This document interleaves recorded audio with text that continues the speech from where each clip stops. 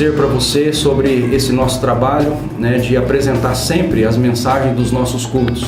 Eu sou o pastor Elimar, aqui da Igreja Presbiteriana Central de Frutal, e nós temos aqui na nossa igreja o Ministério Comunica. Esses irmãos desse ministério faz toda a divulgação da nossa igreja, e eles fazem também esse trabalho de divulgar as nossas mensagens na internet.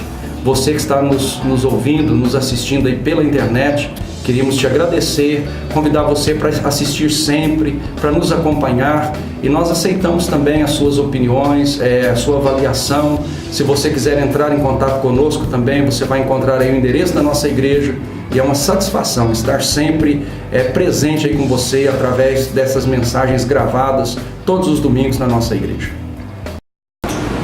O Evangelho de Mateus, no capítulo 16. Mateus, capítulo 16, do versículo 13 ao 20, é o texto para a nossa meditação nessa noite. Mateus 16, 13 a 20.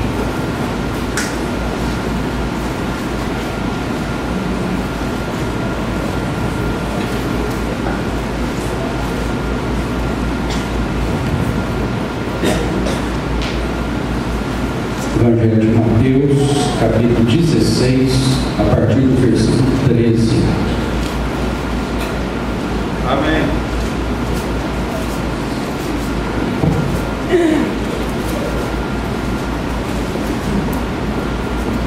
Indo Jesus para os lados de Cesareia de Filipe, perguntou a seus discípulos: quem diz o povo ser o Filho do Homem?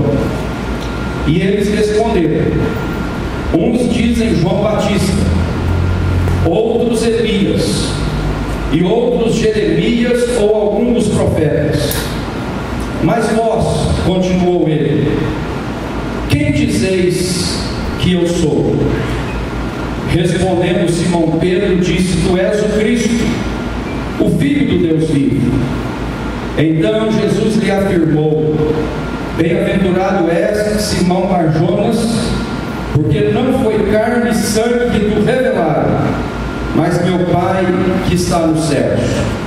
Também eu te digo que tu és Pedro, e sobre esta pedra edificarei a minha igreja, e as portas do inferno não prevalecerão contra ela. Dar-te-ei as chaves do reino dos céus. O que ligares na terra terá sido ligado nos céus, e o que desligares na terra terá sido desligado nos céus. Então advertiu os discípulos de que a ninguém dissesse ser ele o Cristo.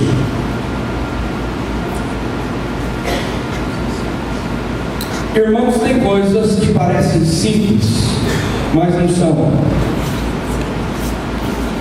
Igreja não é nada simples. Às vezes, a nossa ideia acerca da igreja é que é muito simplista.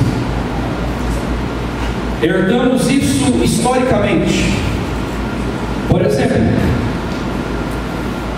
é quase certo que muitos de vocês disseram mais ou menos 15 para 6 hoje que estavam vindo para a igreja.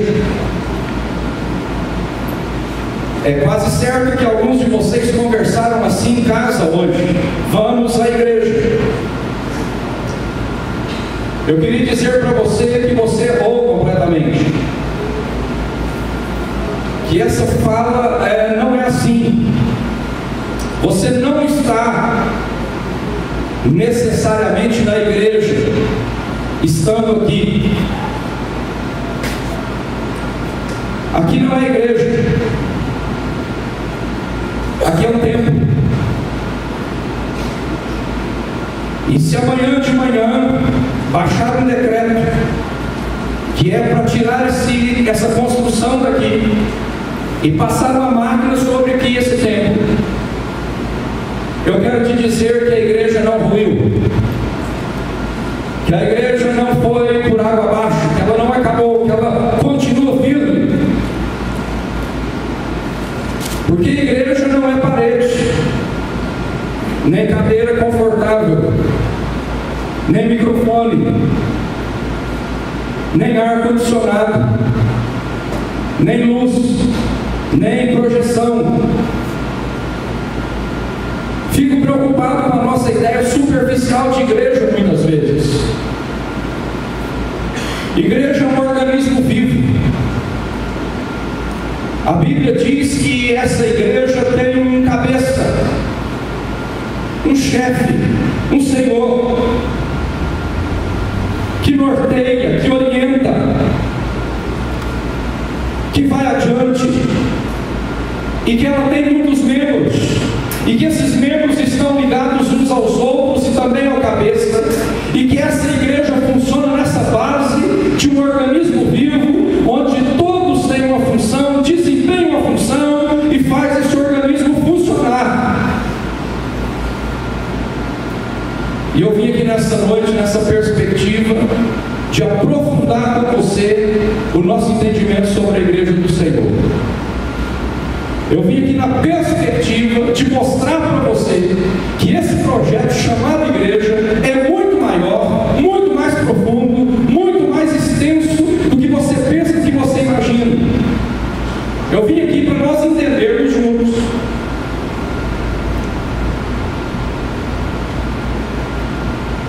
A profundidade de ser igreja do Senhor Jesus. O texto que nós acabamos de ler diz que Jesus estava lá para os lados de Cesaré de Filipos, estava indo para aqueles lados, e ele estava andando com seus discípulos, e ele fez uma pergunta a seus discípulos, dizendo: quem diz o povo ser o Filho do Homem? E eles responderam: uns dizem que o Senhor é João Batista, outros dizem que o Senhor é Elias, outros dizem que o Senhor é Jeremias ou alguns dos profetas.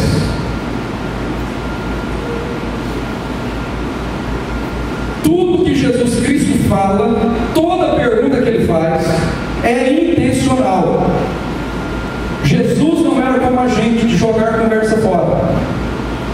Todas as vezes que ele fazia uma pergunta, ele tinha uma intenção naquela pergunta. Todas as vezes que ele falava alguma coisa, ele não estava de brincadeira, ele tinha uma intenção naquilo que ele falava. E na verdade, Jesus então não está interessado em saber o que aquele povo pensava, mas ele está interessado nessa pergunta, em introduzir uma segunda pergunta. Depois então que os discípulos responderam ao Senhor, tem gente aí que fala que o Senhor é Elias, tem gente que fala que o Senhor é Jeremias, tem muita gente falando que o Senhor é um profeta desses. Aí vem a pergunta mais capciosa e a que interessava Jesus nessa conversa.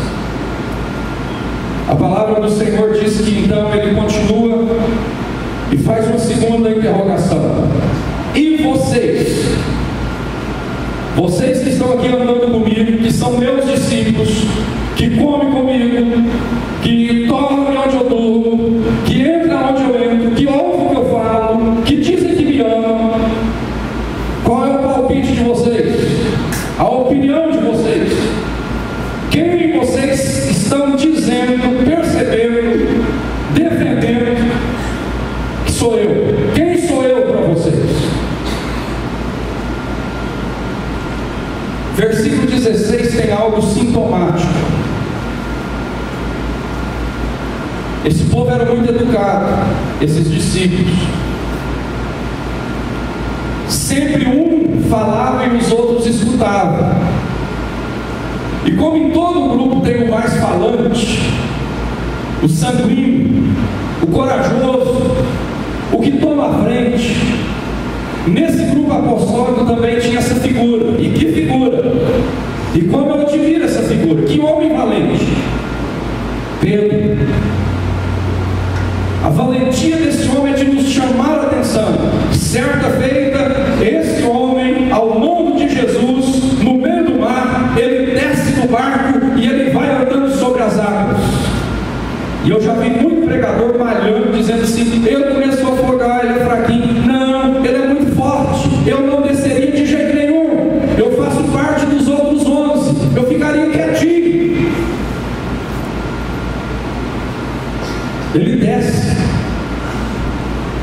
e vai.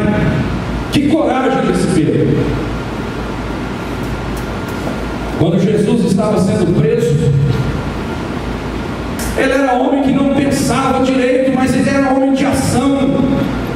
E a palavra diz que ele arranca da sua espada, e a impressão que o texto nos passa é que foi de baixo para cima. Ele cortou a orelha do soldado. O Senhor Jesus falou: bota essa espada aí. Pegou a orelha do soldado, colou. Não é por aí, Pedro. Então ele toma a frente sempre. Ele é líder do colégio apostólico. Os outros ficam calados, são educados, um fala de cada vez. E se tinha um representante, quem já foi representante de sala aí lá no colégio sabe disso, ou fria. Se tinha um representante, ele falava e os outros calavam. E Pedro falou: Tu és o Cristo, o Filho do Deus vivo. O que eu quero que você entenda é que essa voz não é exclusivamente de Pedro, é a voz do representante do grupo dos apóstolos. João concordou, Mateus concordou, André concordou, todos os outros concordaram com o líder que disse a resposta correta. Ele disse: Tu és o Cristo, o Filho do Deus vivo, e isso é a resposta não dele exclusivamente, mas de todos os discípulos. E aí Jesus afirma diante daqueles homens: Bem-aventurado és Simão, porque não foi carne e sangue que te revelaram, mas meu Pai que estás nos céus. Agora fica mais interessante da gente entender o texto. A resposta representava a resposta de todos os discípulos, e mais ainda, não era uma resposta da carne de Pedro, da inteligência de Pedro, do cálculo de Pedro, do achômetro de Pedro. O Senhor Jesus confirma: Pedro, nessa hora foi Deus que te usou, porque essa resposta não é propriamente sua, mas ela vem de Deus. Tu és o Cristo, o Filho do Deus vivo.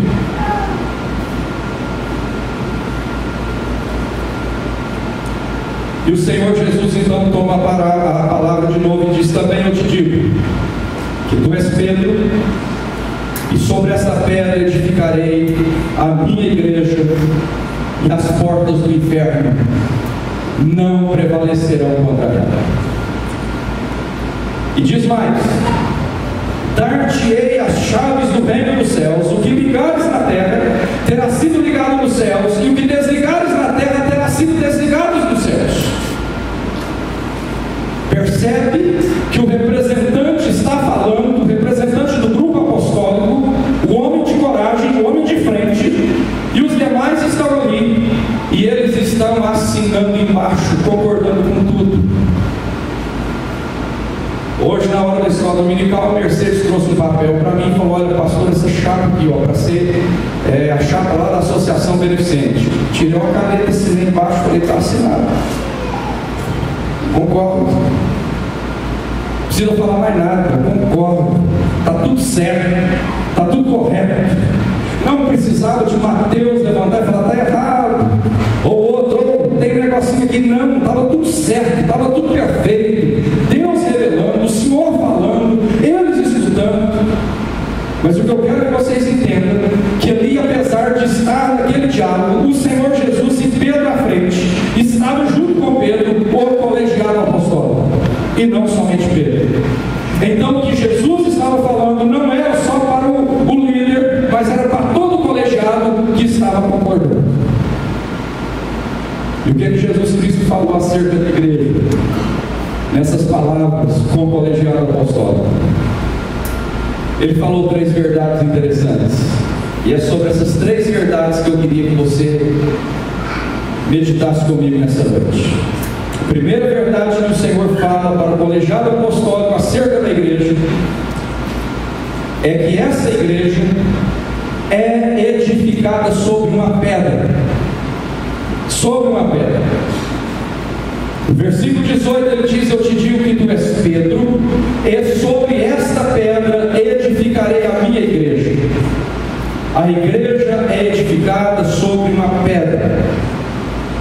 E agora cabe a nós descobrirmos nesse texto quem é essa pedra. Quem é essa pedra onde a igreja do Senhor é edificada sobre ela. Esse é um dos textos mais gostosos de fazer exegese. Lá no seminário, os seminaristas encantam com esse texto. É linda a exegese desse texto. Observa bem que antes Pedro havia confessado, em nome do grupo apostólico, o Senhor Jesus é o Filho do Deus vivo. Essa é a confissão de Pedro. E agora o Senhor Jesus diz assim: tu és Pedro, e sobre essa pedra edificarei a minha igreja. O que ocorre é que na nossa língua original aqui, no grego, nós temos duas palavras interessantíssimas para pedra. Essa língua portuguesa nossa é uma das mais pobres, vocês sabem disso.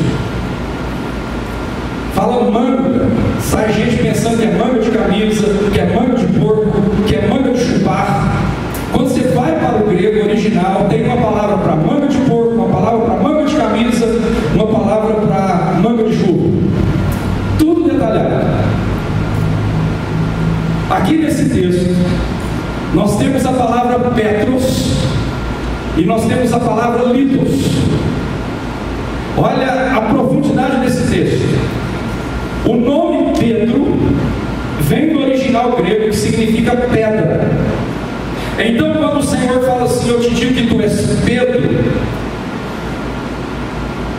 Ele está dizendo: eu te digo que tu és pedra, Petros, rocha bruta. E sobre esta pedra, Ele diz: e sobre esta litos, eu edificarei a minha igreja. Então, o litos é uma lasca que sai da pedra bruta, bonita, burilada, pronta para ser usada. Então, Pedro é aquela rocha bruta, e litos saiu dessa rocha bruta, é uma pedra que já foi burilada. E então nós temos que perguntar: quem é essa pedra que Jesus está construindo a igreja sobre ela? Ela não é Pedro. Pedro é a rocha bruta, e dessa rocha saiu a lasca, saiu a pedra burilada, saiu a confissão: tu és o Cristo, o Filho de Deus. Então é sobre a confissão de Pedro que Deus está edificando a igreja. E a confissão de Pedro é que Jesus é o Cristo, o Filho de Deus vivo. É sobre esse litos, essa lasca que saiu da pedra bruta, que o Senhor está edificando a igreja dele. Então você que está prestando atenção no meu raciocínio, me responda: quem é a pedra? Quem é a pedra? Não Petros, não a pedra bruta, mas o litos, a lasca burilada que saiu do bruto. Quem?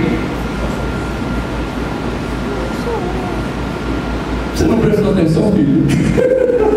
Eu fiz uma baita exegese aqui no seu, um esforço tremendo de te ensinar que a pedra é Jesus, porque o que saiu do bruto, Pedro, foi: tu és o Filho do Deus vivo. Isso é a litos que saiu, é ali que o Senhor edifica a igreja dele. É sobre Jesus e não sobre Pedro. É a primeira característica que eu quero que você aprenda nessa noite sobre a igreja.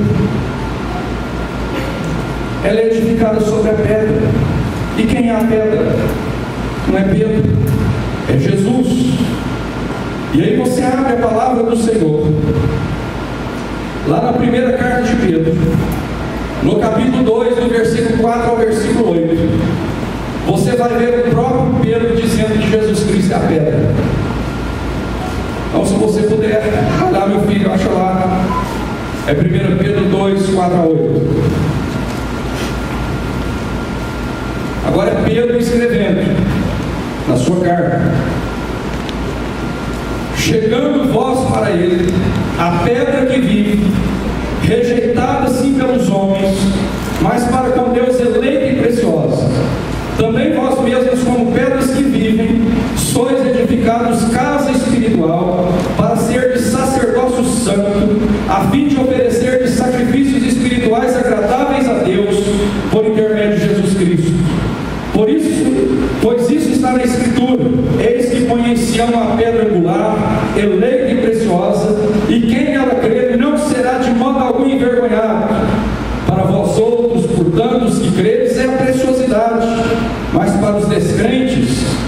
pedra que os construtores rejeitaram.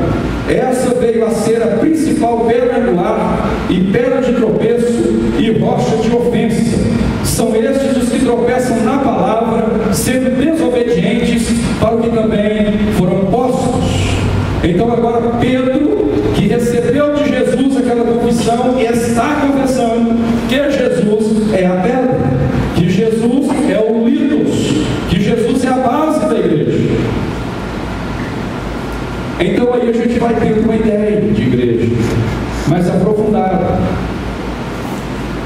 Porque se você cavar aqui na base do templo, você vai achar areia, cimento, ferragem, concreto bruto.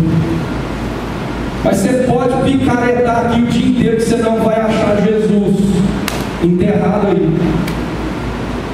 Então, quando nós edificamos esse templo, diga-se de passagem, bonito, bem localizado, mas vai sair daqui. Quando a gente edificou isso aqui, nós edificamos templo. A igreja do Senhor é um organismo vivo, e ela é edificada sobre o Senhor Jesus. E tem um texto lindo, que eu quero que você observe comigo também, que está na primeira carta de Paulo aos Coríntios, no capítulo 3, versículo 10 e 11.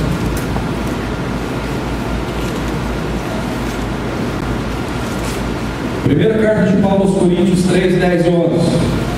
Olha aí. Segundo a graça de Deus que me foi dada, lancei um fundamento como prudente construtor, e outro edifica sobre ele. Porém, cada um veja como edifica.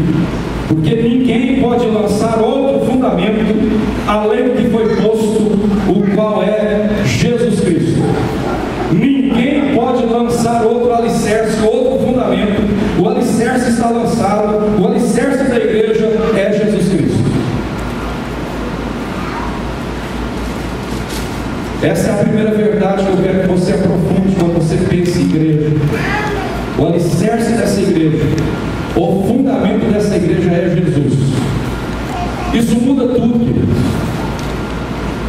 Se você pensar que o fundamento da igreja é o pastor, você está enrolado. Se você pensar que o fundamento da igreja é o conselho, está ruim. Se você pensar que o fundamento da igreja são as nossas normas, está errado.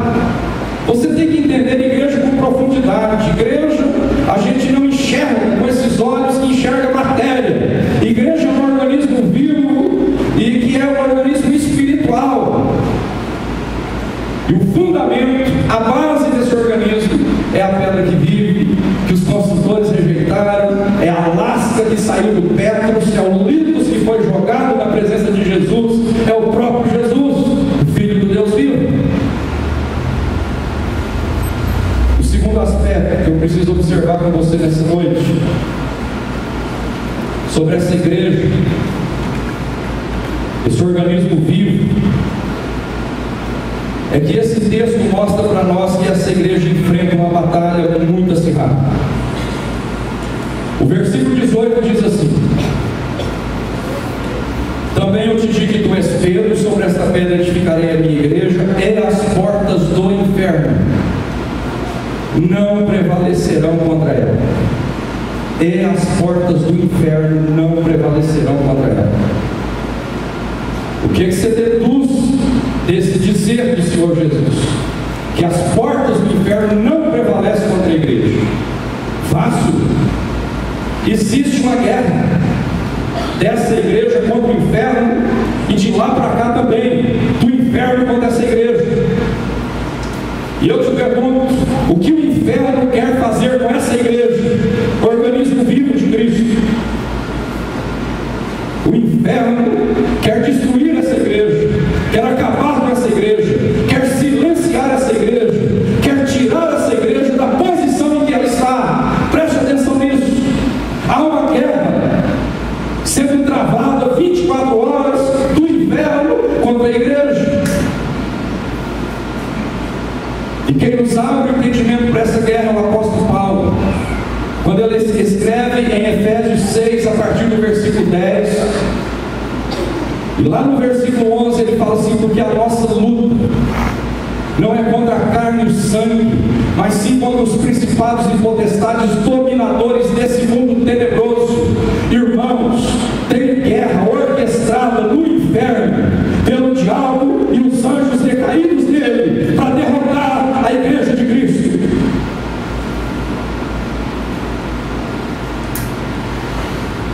E lá na armadura do cristão, lá em Efésios 6, o apóstolo Paulo vai nos apresentar algumas armas de defesa e algumas armas de ataque. Porque numa guerra, a gente defende e a gente ataca. E se a gente for um bom técnico, a gente vai entender que muitas vezes mesmo o ataque é a melhor defesa. E esse texto nos mostra que a igreja não pode estar na retaguarda nessa luta, mas quando o texto diz que as portas do inferno não prevalecerão contra a igreja, está impulsionando a igreja do Senhor a ir lá na porta do inferno, pressionar essa porta para ela cair, a igreja entrar e saquear o inferno. Amém. É para atacar, não é para ficar só na defensiva. Agora nós precisamos entender isso. A igreja tem como fundamento Jesus, a pedra angular. A igreja enfrenta uma batalha contra o inferno. E a igreja é estimulada pelo Senhor a avançar nessa guerra contra as trevas, com a promessa e a garantia de que as portas do inferno não prevalecerão contra a igreja do Senhor. Olha aqui, filho. Soldado precisa estar preparado para a batalha. Ajeita seu uniforme. Dá uma burilada aí nessa farda sua. Dá uma engraxada nesse coturno. Aperta esse cinto da justiça. Bota essa espada afiada de 2 gumes na bainha, na trincheira. Para de ficar brincando com esse negócio. Para de ficar mole nessa guerra. Vai para o seu quarto orar, jejuar e ler essa Bíblia. Nós estamos numa batalha. A igreja do Senhor batalha contra o inferno e o inferno contra a igreja do Senhor. Vai, soldado valente, vai. Vai preparado. Quando o apóstolo Paulo fala dessa guerra, ele conclui dizendo assim: preparo com essa armadura para vocês ficarem firmes no dia mau. No dia mau.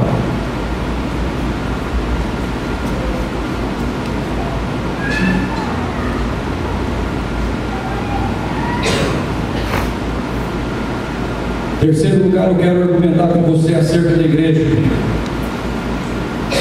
Isso é claro no texto.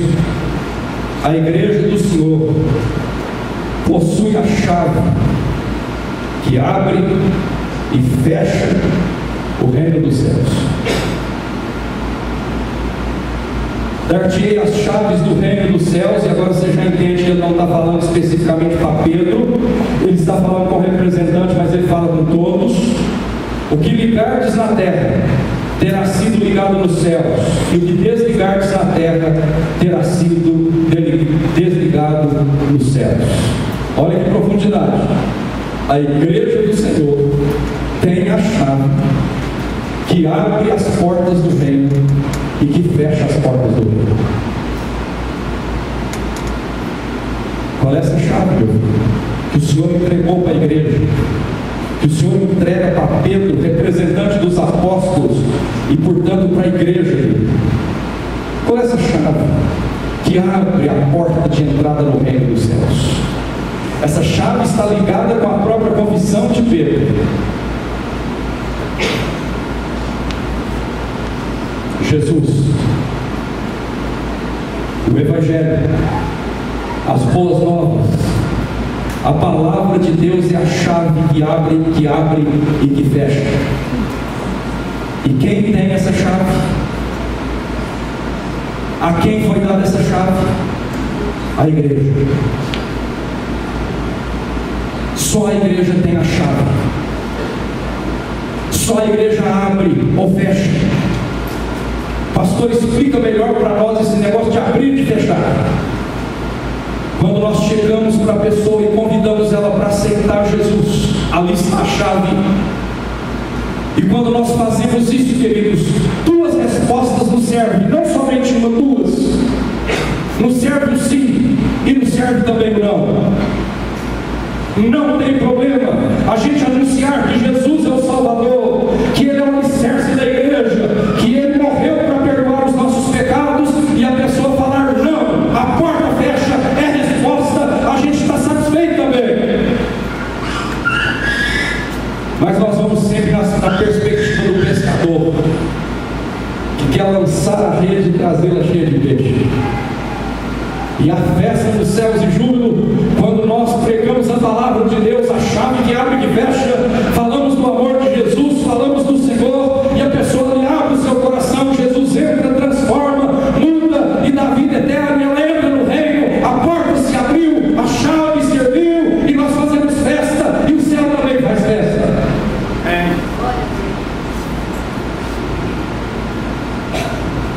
Agora eu confesso para vocês, quando eu leio isso aqui, eu fico muito humilhado.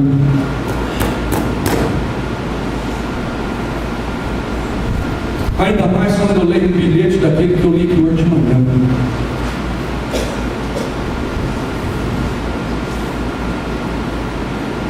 Quando pede sua oração para uma pessoa que foi alvejada com 7 tiros e está na UTI de Uberaba. Eu confesso para vocês que eu fico muito humilhado.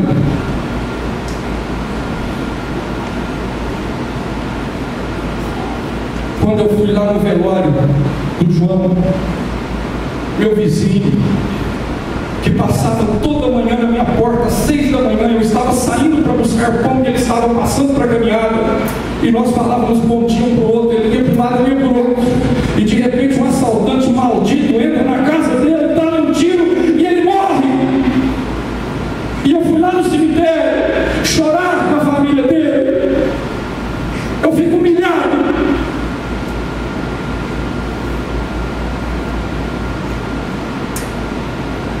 Porque eu sei que a igreja do Senhor tem a chave que abre e que fecha.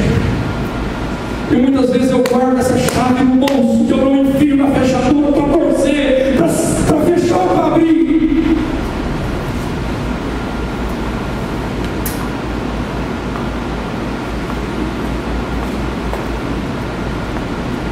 Querido, entenda isso comigo no nome de Jesus nessa noite.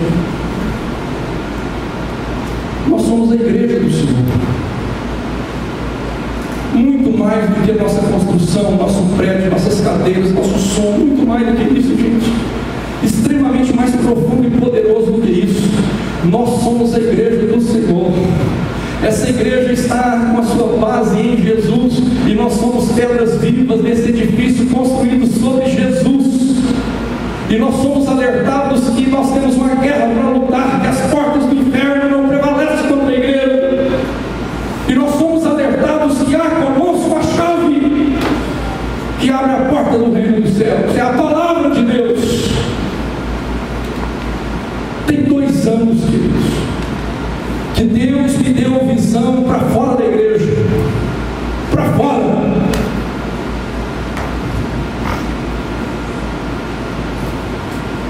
A coisa mais gostosa que tem, irmãos, é essa nossa reunião agora à noite. Como isso é lindo, é santo, é sagrado, é gostoso. Eu não sei como que alguns irmãos têm coragem de perder uma reunião dessa. Onde a gente canta, a gente ora, a gente consagra dízimo ao Senhor, ouve a palavra, a gente reabastece para enfrentar a semana. Que coisa gostosa. E ficou melhor ainda, nessa cadeira individual, não tem aquele negócio de ficar apertado no banco, é seu lugar, é seu espaço. A gente queria muito isso, principalmente pensando nos visitantes, e a gente pensava visitando o banco. Hoje nós temos cadeiras lindas, esse calorzão de frutal, tinha que ter o ar condicionado mesmo, não tinha jeito mais. Tudo isso é fantástico. Mas o Senhor tem incomodado meu coração. Para fora, meu filho. Para fora. Sai. É lá que a coisa está acontecendo, é lá que a guerra acontece, é lá que o inferno levanta poderosamente contra a igreja. É humilhando os jovens, é destruindo os adolescentes, é desfazendo famílias, é infiltrando com drogas, com crimes. É lá que você tem que ser sal dessa terra, que você tem que ser luz desse mundo. Aqui é só uma pequena reunião. Amanhã, na segunda-feira, eu vou nas ruas, você vai, nós vamos no comércio, nós estamos em todos os lugares e nós somos a igreja.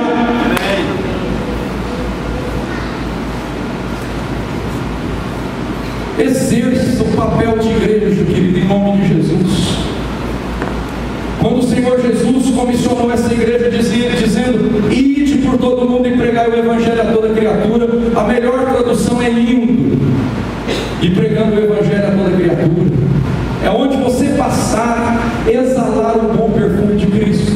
Não perca a oportunidade, igreja. Há uma guerra, há um ataque do inferno contra nós, e nós temos a chave que abre e que fecha.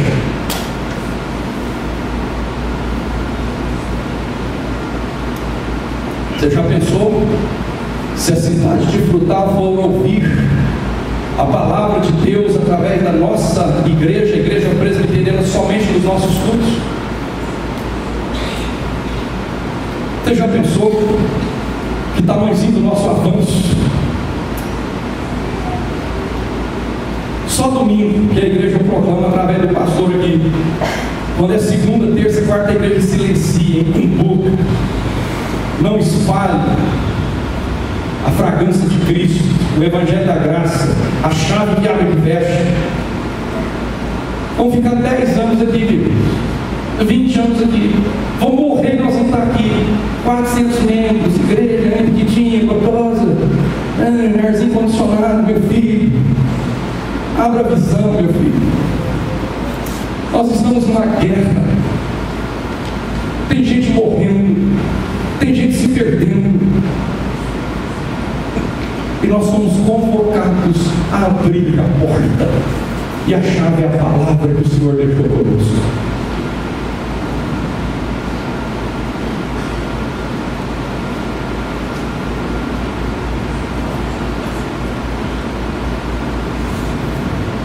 Eu fico encantado com a igreja do Senhor.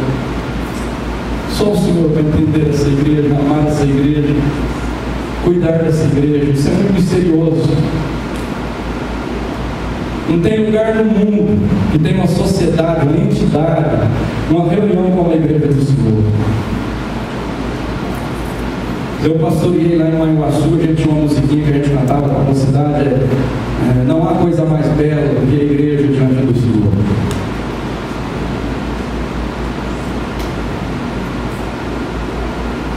Que coisa linda.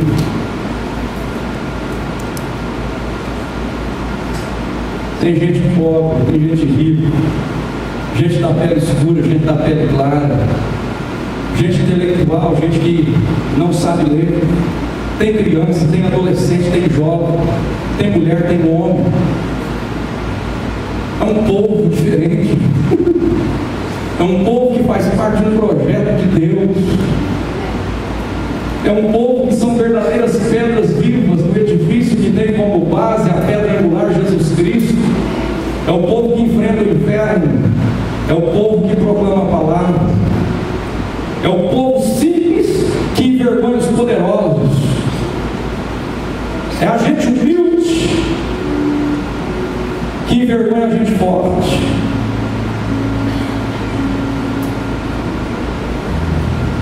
É o povo por quem o Senhor morreu na cruz do Calvário. É a igreja dele, linda, maravilhosa, poderosa, e que avança para o louvor e a glória dele. Amém. Queria te convidar a gente sair para fora. Tá, meu filho? Sair para fora. Pensa nisso. Estar aqui é muito bom. Quero que você não perca nenhum culto. Mas vamos sair para fora daqui. Pense, o que nós podemos fazer para fora? entrar lá no Princesa Isabel no 15 de novembro, na Vila Esperança, no Caju, no Frutal 1, Frutal 2. Pensa o que nós podemos fazer por essa cidade. O Senhor tem a gente aqui como igreja dele. Aqui é a nossa batalha, aqui é a nossa guerra. Aqui é onde nós estamos vencendo pelo Senhor e com o Senhor.